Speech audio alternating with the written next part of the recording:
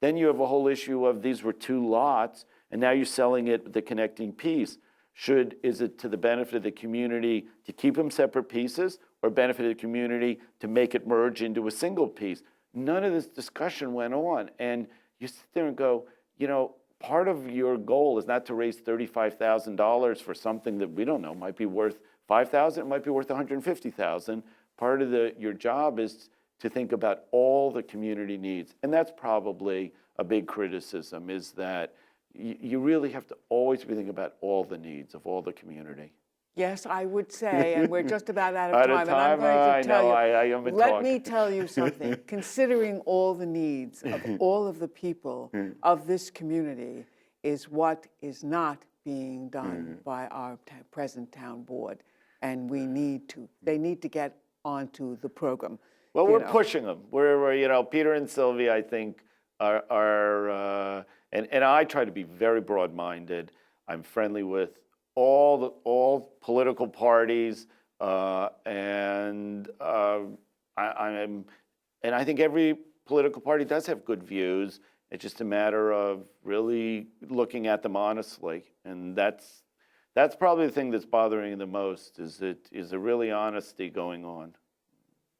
And is there thought, and is there intelligence, and is there examining the ramifications of some of these things? Like the basement apartments was not very well thought through. Well, that creates the ability for people to be slum landlords, and that's abusive to the people who are in those basement apartments. It's insulting in the sense that, reality, it's so hard to do it legally. I don't know how many people would really do it legally, but...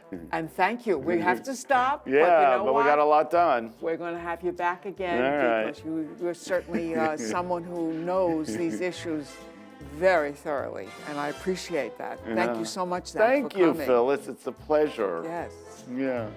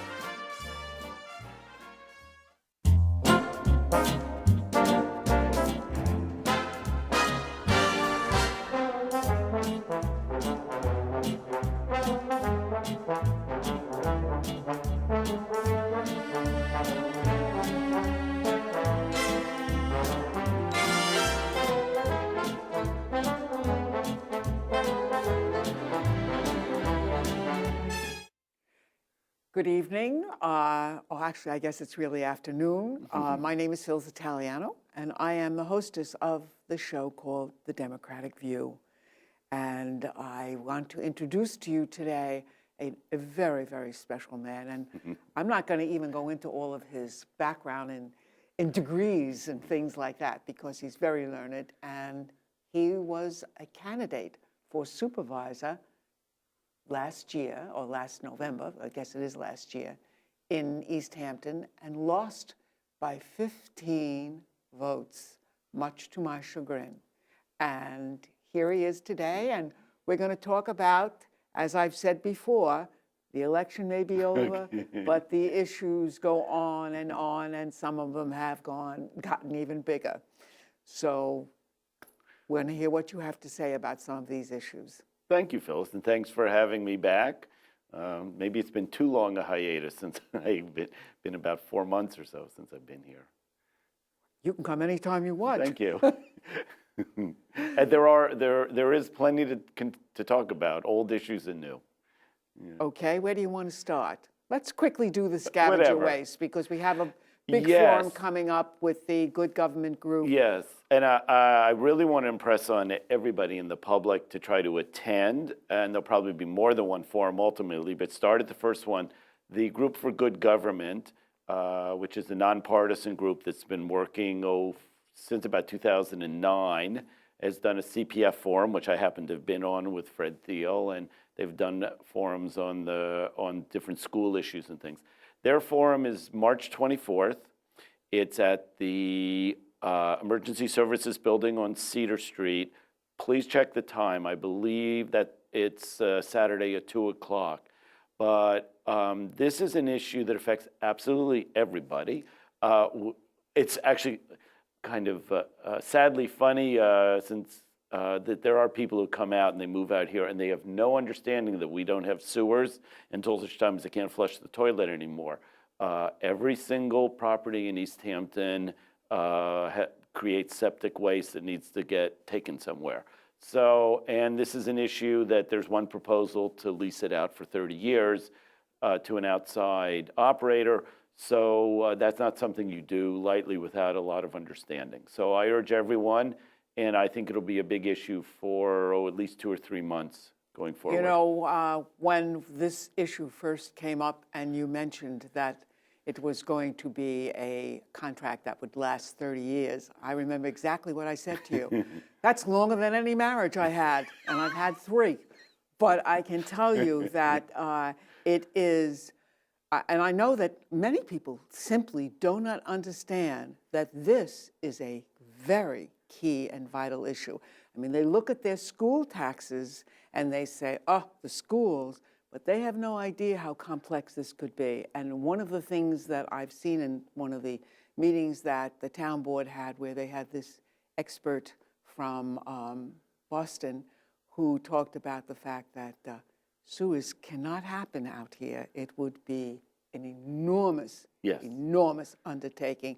So what we do have to do is we have to work out something that we can live with, that will serve our needs, and won't bankrupt us all. Yes, and just the last comment is, the technology is constantly changing. So part of the evaluation is not just the cost, but obviously since the aquifer is our sole source of water, and the water from our septic system goes towards it or the bays, there is a strong environmental issue too.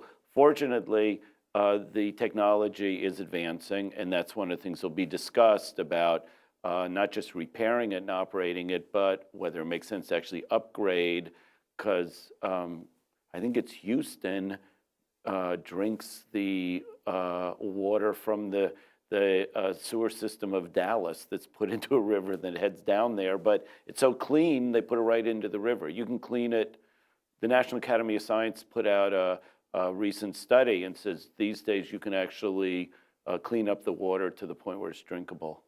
Yes, and one of the things which is not what I'm advocating, but right. Hopefully you could clean it up to the point where you could use it for irrigation, for example. You know, certainly I know that Debbie Kluger, one of our trustees, elected trustees, and I have talked about the fact that we are quite aware that water is the new gold. Yes. You know, and the new oil of the coming years. It's going to be something that there's going to be wars about. Right. But that's not what we're here to talk about. So I've worked with Arthur on this issue. Arthur Malman is he's both one of the co-chairs of the Group for Good Government. Also, he headed the Budget Finance and Advisory Committee's report, the town's budget and finance on this, that was put out last March. And he and I have worked together on this issue for over about a year plus now. So I highly recommend this to do it. Well, we'll make sure we all get there to listen to what these people will have to tell us about our town and how we're going to save it. In the meantime, what's our next big issue before us? Well, if we're looking at long-term issues, the other long-term issues, the airport, which clearly there is a very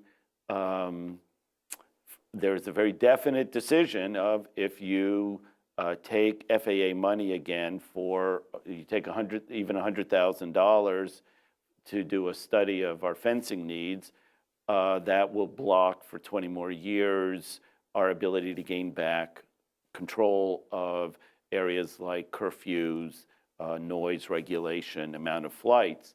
The position that the Democrats, that with my running mates, Peter Van Scoyoc and Sylvia Overby, we took was one of saying, don't take any FAA money unless you can prove that you can gain those rights if you take money.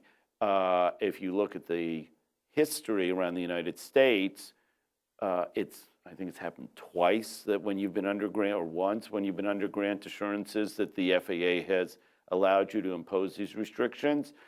One of the great things Tim Bishop just did, working with the Quiet Skies group, and luckily it's got some front page on the Star, is to say, gee, the information that the majority of the town board was putting out maybe doesn't hold up when you actually ask the best source of all, the FAA, who said, no, you've got a much easier road to go if you don't take any more money. And if you do take more money, it's going to be a lot tougher to gain any kind of control.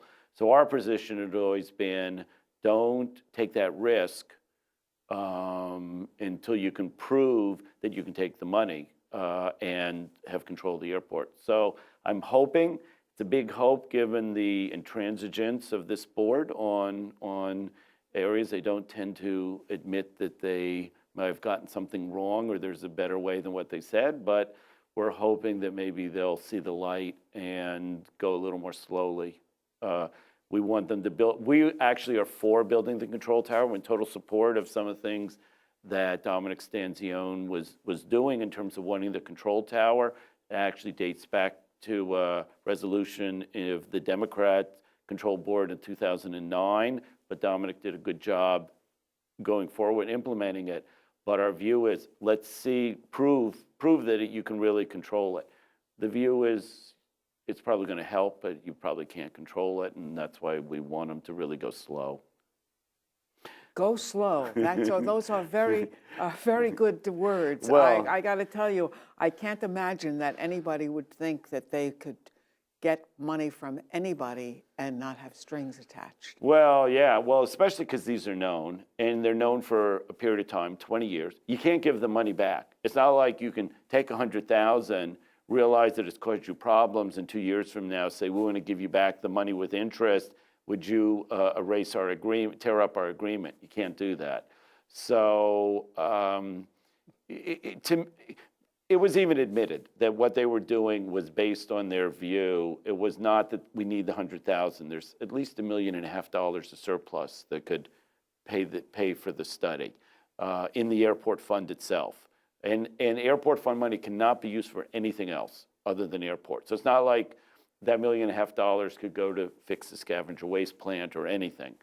So it's clear that they had a position. They felt, okay, we'll take the money and there won't be any problems. And I'm hoping now they see otherwise. Oh, well, I'm glad you hope. I'm not, yes, well, I'm not, I'm realistic also, but sometimes, voters, a large mass of voters can sometimes bring realism home to a politician too. So I think that if people see that it isn't just people who live within half a mile of the airport, but a much broader group of people are affected, then maybe it'll change some minds.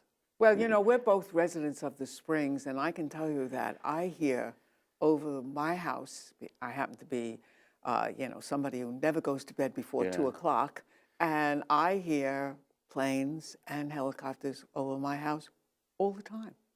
And I'm out in the Springs, and somebody said to me, well, maybe they're going to Montauk. Well, I don't care where they're going, but, it gets to be quite bad on Sunday nights and Monday mornings and things like that. And sometimes they're quite low, too. So I'm hoping that they will at least consider, some of the facets of this, which is they tend to rush through things instead of deliberating and finding out. You know, it's just like when they did away with the leaves, the leaf pickup, and then they started realizing they had these problems about, well, what if some other people come here and they bring their waste, and of course we're going to let, and it was like, wait a minute, didn't you think of about that before? It's like, you know, they're making a cake without the frosting, and then they, you know, or they made the frosting first. I don't understand how they proceed in the way they do things. Yes. So, and what are some of the other things that are happening? Well, you mentioned springs, and since I think it'd be nice to finally, I would have been able to talk, I think, about more positive things if I had gotten elected, but that doesn't mean that we aren't also trying to do positive things, and I'm not just a critic. And I am chair of the town's Nature Preserve Committee. And one of the things that I'm happy to report is we've been working on some projects at Pussy's Pond in the springs. And I think that within a couple of months, we'll probably be starting the bridge there. Which the kids, the whole community has always supported it, but we're really hoping for the kids at the school. We had actually Ray Harjan, who has been the sort of lead construction manager of it. Ray is the president of the East End Classic Boat Society, and he's built some bridges and he's built boats. And I'm sort of the lead person with the trustees, and then the Nature Preserve Committee has been kind of the lead committee. But we won't be able to build the whole bridge with the walkway all the way up to the path, because that's about 180 feet long. But we're going to build the bridge. We have a feeling once people see the bridge, we'll get the rest of the money to finish it all the way up to and connect it with the paths. That's going to be exciting. I mean, we worked on this. I remember November 2010 or October, somewhere around there, we presented the idea to the town board that we wanted to rebuild the bridge. And they said, we'll support you, but not financially. And so we've been out there, and then lots of people contributed. My wife was an architect, Pamela Bickett. She did one of the first drawings. Then Mark Mendelman, of the Mendelman family who owned the marina, he's done all the CAD work. Well, I was at one of the spring school board meetings, and when I was going to run, I did run actually for the school board. And I had gone to a couple of their meetings, and at one of them, the 5th grade kids came in and presented. Yes. And it was just marvelous. They worked with some man from Sag Harbor, as well as Ray, who also, by the way, ran as a trustee on the Democratic ticket. And it was just really wonderful. And when I went to town hall for something, I think it was to get my sticker for the year that they were. And there were all of their displays there that the kids had done. And I was able to explain to everybody online what these kids had done and what this was all about, you know. Well, I'll make one plug. We are a few thousand, more than a few thousand short to even do the first phase. But there will be an article, we understand, in East Hampton Press next week. There'll be, we're working with the Trail Preservation Society, and they have a special account set aside for us and the bridge, and it's the donations are tax deductible, and there'll be information in that article of how to donate money. And I'm making some phone calls now, and hopefully take some people out to lunch and see if we can convince them of some quiet, large donations, or public ones if they want. You know, we have, speaking of the Springs, a very, very complex issue in Springs, and the overcrowding of the houses that have the basement apartments and people who are living in them with, I guess you might almost call it a slum landlord, and how it has deteriorated neighborhoods, and people are just very upset over that. We're really very upset on that issue. And it seems as though they're not getting the response that they had hoped they would get from the town board. I'm in complete agreement that they aren't getting the response, and there seems to be a definite avoidance to on two areas. One, to even really talk about changes to the code, or even talk about ideas, of which I'm not saying yet where I would stand on these, but I'm very open to looking at. Southampton has a registration system where we might not say you have to register any house you rent, but maybe if you never occupy the house and treat it as a business, should there be like a business registry? It's at least, there's no reason not to discuss something like that. And I find that to not discuss it is avoiding it. I also, ideas like we publish everybody who gets a DWI and all sorts of other police blotter items. I don't understand why it's kept secret, people who are convicted of operating some of these illegal houses. To me, that's one where I can't right away. I can't understand, why wouldn't you do that? Somebody gets convicted, I have no problem with it being published, since we publish all these others. But the avoidance is a big issue to me. I've been speaking to many people. Actually, I'm on the mailing list and have been last year invited with that group, the Springs Concerned Citizens, Yes. to go see Fred Thiel, and we spoke. I'm also very concerned about constitutional rights and things, but I think politicians may have a natural avoidance of things where they see they may lose votes and gain votes, but I think they also have a responsibility to deal with tough issues, and that's not something I tend to avoid. So I'd like to see, if the board won't do it, I'd like to see Peter and Sylvia try to do something. I think I'll be blunt, I think there's still some fear among department heads about getting out and being too public, because if the majority of the town board doesn't support them, it could cause troubles for them. And I think that Peter and Sylvia are just going to have to push and convince that won't happen. It shouldn't happen. Lastly, I think it's a financial issue, because I'm friendly with Pat Gunn, who runs the Division of Public Safety, and he just doesn't have enough people. And now they've thrown on to him the new contractor law, that they're now supposed to support illegal contractors to report illegal contractors.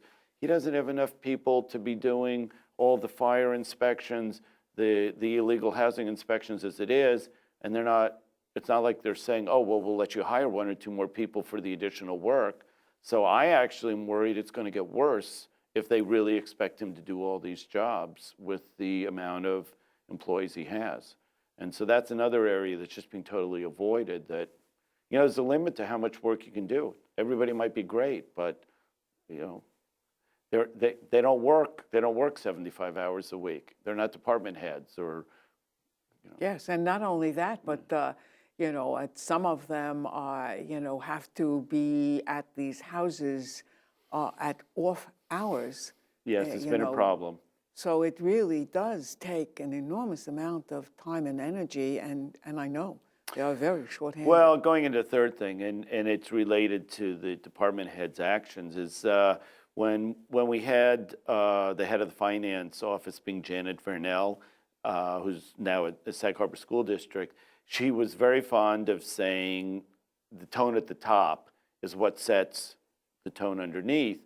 And so if you're seeing that the majority of the town board and your supervisor, they may be giving lip service to the idea, but isn't truly supporting it with, okay, we'll hire more people or we'll discuss different techniques. If there isn't that support, that tone at the top, other than the lip service of it, then you're going to get the feeling like, well, this isn't the area I should be putting all of my work into, or and adjust how you operate and try. I mean, you can see it at the town board meetings. You can see department heads trying to guess, like, well, which is the important aspect here that the town board is interested in. And there's always been a problem we saw in the planning department, that I feel that some of the Republican members of the town board are not respectful enough of the expertise of their department heads. They may claim they are, but it doesn't appear that way to me. Yes, and one of the things I, have been noticing as I watch the town board meetings is that, and this is a little bit off, but when they were discussing this motel down in Montauk. Ronjo.